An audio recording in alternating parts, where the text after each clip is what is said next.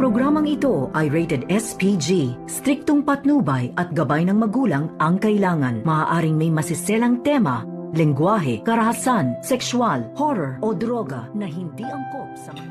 Kunwari, ako yung dating Zoe. Imposibleng mangyari yun. Sinorpresa nga ni Carlos Benitez itong si Lynette sa kanyang kwarto ng breakfast and bed. At tila kinikilig naman itong si Lynette na ganito pala mag-alaga ang kanyang asawa. At dito nga napag-usapan nila ang tungkol kay Zoe.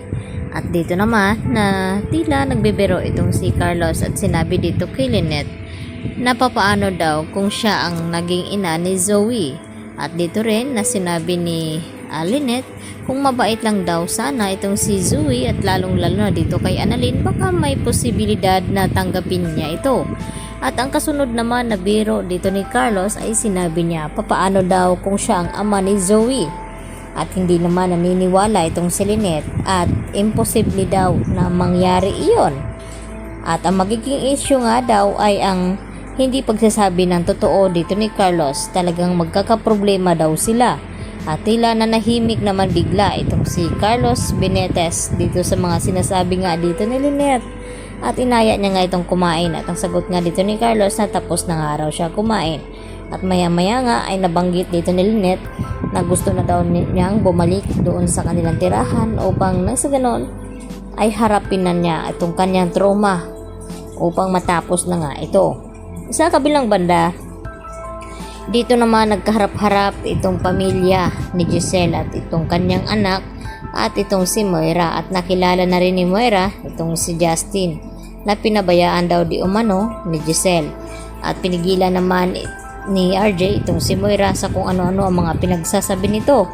Dapat daw ay umalis na itong si Moira at ang sagot ni Moira hindi nga daw pwede dahil narito nga siya upang malaman kung ano ang mga ari-arian na mapupunta sa kanyang anak. At dito nga biglang dumating itong si attorney at tinanong ang lahat kung handa na ba silang makinig sa mga sasabihin nito. At bago ang lahat ay nagtanong itong si Giselle at RJ sa attorney na ito na kung bakit may paganito na buhay pa naman itong kanilang ama na si Don Pepe. At biglaan nga ang mga pangyayari dahil bago nga nakidnap daw itong si Don Pepe ay tumawag nga agad dito kay attorney at ipinabago ang last will of testament.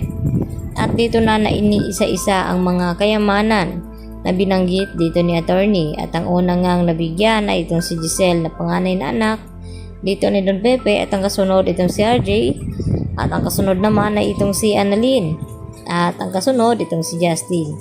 At nagtaka itong si Moira na kung bakit binigyan daw ng kayamanan itong si Annalyn na anak naman daw ito sa labas. At dito na humirit itong si RJ na tumigil na itong si Moira at makinig na lamang. At maya nga tinanong ni Moira ang attorney kung ano daw ang mapupunta sa kanyang anak. At dito nagulat itong si Moira nang sabihin ni attorney na pinapatanggal nga ito si Zoe bilang mamanahan ni Don Pepe.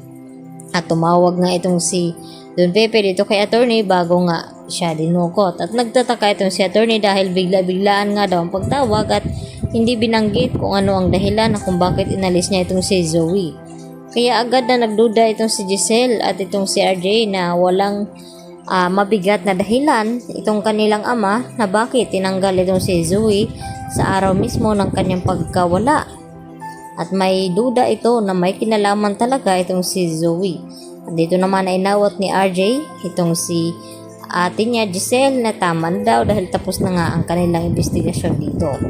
Gusto ni Moira na itakas itong si Zoe at wag pa kalayo-layo. At hindi naman pumapayag itong si Zoe kaya agad na tinawagan itong si Carlos upang makausap at puntahan ito. At laking gulat nga dito ni Zoe nang yakapin niya itong kanyang ama at nabutan dito ni Lynette at nagtanong ito na kung bakit magkayakap itong si Carlos at itong si Zoe. May dapat ba daw siyang malaman? Kaya yan naman ang ating pakatutukan mamaya. Dito lamang yan sa Abot Kamay na Pangarap. Yan lang po at marami pong salamat sa inyong panonood. Hanggang sa muli, bye-bye mga kapuso.